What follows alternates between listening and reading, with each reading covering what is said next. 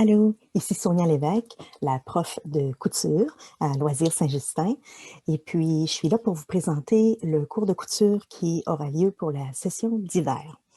C'est ouvert à tout le monde, que vous soyez des débutants en couture, que vous ayez de la misère à lire des patrons, que vous commenciez seulement, il n'y a aucun problème. Si vous êtes intermédiaire ou avancé, vous allez pouvoir modifier ce que je vous demande de faire et puis créer des choses un petit peu plus difficiles. Laissez-moi vous montrer comment je fonctionne quand j'enseigne en virtuel, ce que je fais maintenant depuis plusieurs mois, depuis avril en fait. Alors, je vais faire un partage d'écran et puis je vous présente les modèles que vous allez faire. Ici, ce ne sont que des exemples. On va avoir le choix entre la jupe droite, le pantalon à jambes larges, où vous pouvez mettre des poches ou non, ou encore une jupe froncée de ce style-ci, qui peut être intéressant là, dans des versions chic, des versions sport, autant pour l'hiver que pour l'été. Tous ces vêtements-là peuvent être adaptés couleur, texture. On s'en parle de toute façon si vous vous inscrivez au cours, évidemment. Aussi, je voulais vous présenter aujourd'hui le type d'information que je vous donne au début. Bien sûr, je vais vous montrer comment découper, comment coudre, mais aussi vous donner des trucs pour bien comprendre et votre machine à coudre et les outils. Alors, laissez-moi vous en donner un petit bout de ce cours-là. Prenons les aiguilles. Les aiguilles de machine à coudre, il y en a qui ne changent jamais leur aiguille. Il faut le faire. En fait, à chaque fois qu'on change de projet, on devrait changer d'aiguille. Puis, même pour certains projets, des fois, il faut changer si on l'abîme surtout. Vous pouvez sentir en touchant le bout de votre aiguille, c'est un petit peu accrochant. C'est parce que votre aiguille est bréchée. À ce moment-là, ce serait bon de la changer. Donc, comment ça fonctionne? Il y en a 3, en fait, ou même 4 là, qui sont plus connus, le type d'aiguille. Vous voyez mon curseur ici sur l'écran qui bouge. Alors, l'universel, c'est l'aiguille pointue qui est la régulière. On l'appelle comme ça aussi parfois.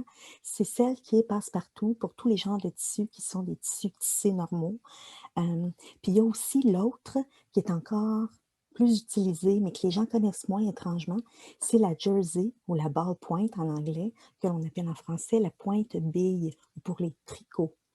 Vous voyez que la pointe est très, très ronde.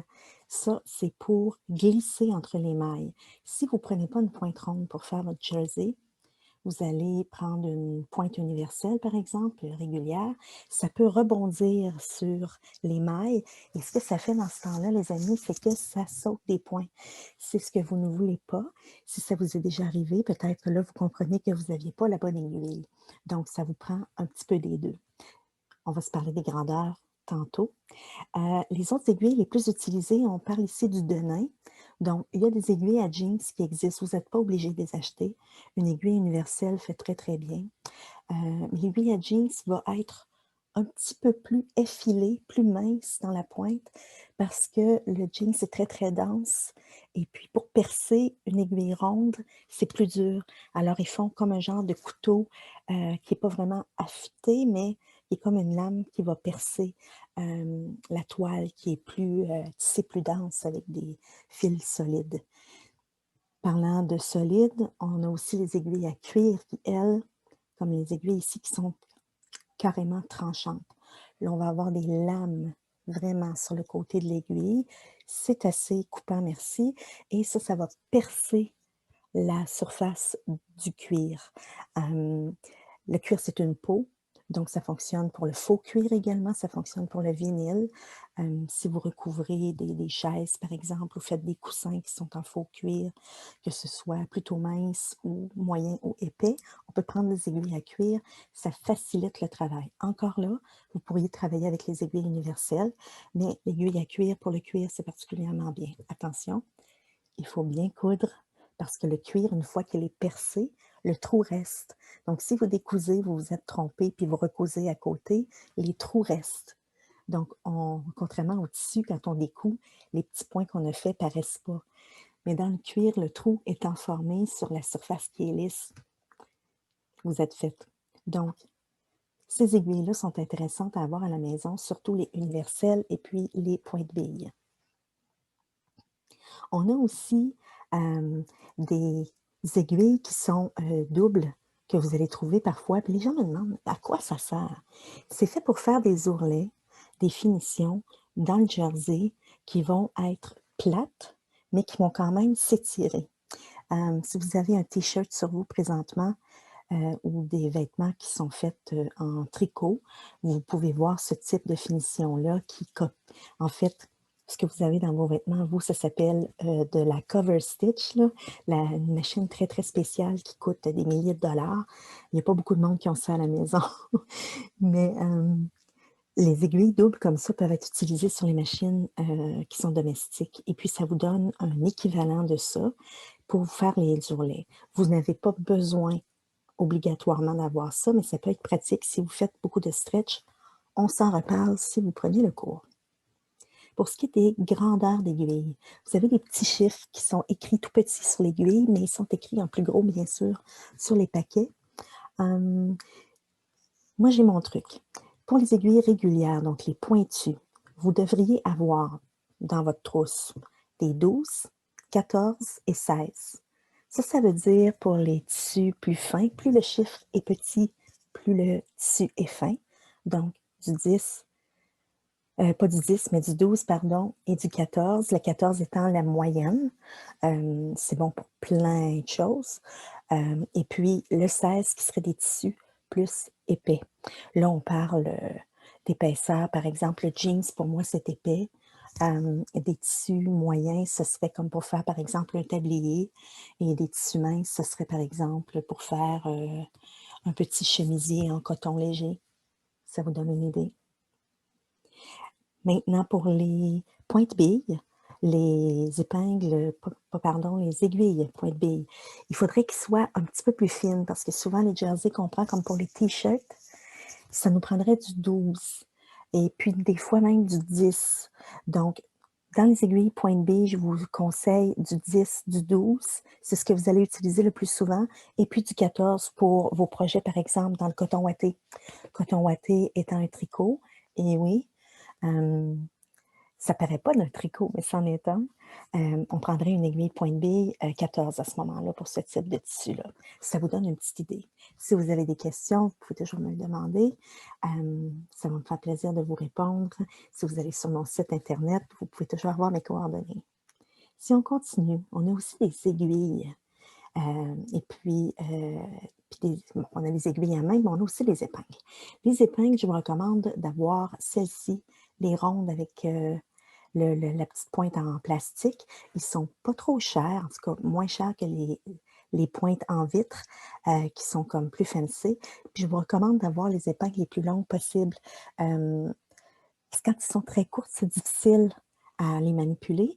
Puis la petite boule va vraiment aider à pouvoir les retirer facilement, puis les trouver là, dans votre vêtement si jamais vous les oubliez, parce que ça peut piquer quand on fait les essayages, bien sûr.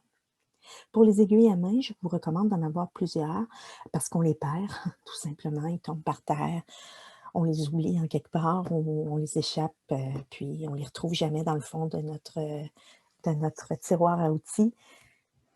Ayez-en donc un petit paquet, ça se vend, très, très bien, partout où vous avez les trucs de couture là, comme Fabricville, entre autres. Pour les aiguilles à main spéciales, vous allez voir des petits paquets des fois, puis vous vous demandez à quoi ça sert toutes ces choses. Vous allez avoir des aiguilles à laine plus grosses, plus, chunky et puis, comme celle-ci, une aiguille pelle qui va servir à passer des fils. C'est pas des choses dont vous avez besoin. Il y a même des aiguilles à cuire à la main. J'ai découvert ça au Cirque du Soleil quand j'ai travaillé pour eux, comme la troisième ici. Il y a vraiment des petits couteaux au bout, puis ça permet de percer là le cuir. J'étais très surprise. Les aiguilles rondes comme ça, qui sont vraiment rondes, c'est quand on peut pas aller en dessous d'un tissu. Hem, on veut que notre pointe ressorte, puis on peut pas vraiment la prendre par en dessous. Donc on va avoir une aiguille comme ça qui tourne, qui nous permet de réavoir notre pointe d'aiguille, puis faire passer notre fil quand même. On s'en sert beaucoup en chapellerie, On s'en sert aussi, pour coudre peut-être des boutons sur un divan. On peut pas aller à travers notre coussin, ça peut être ça.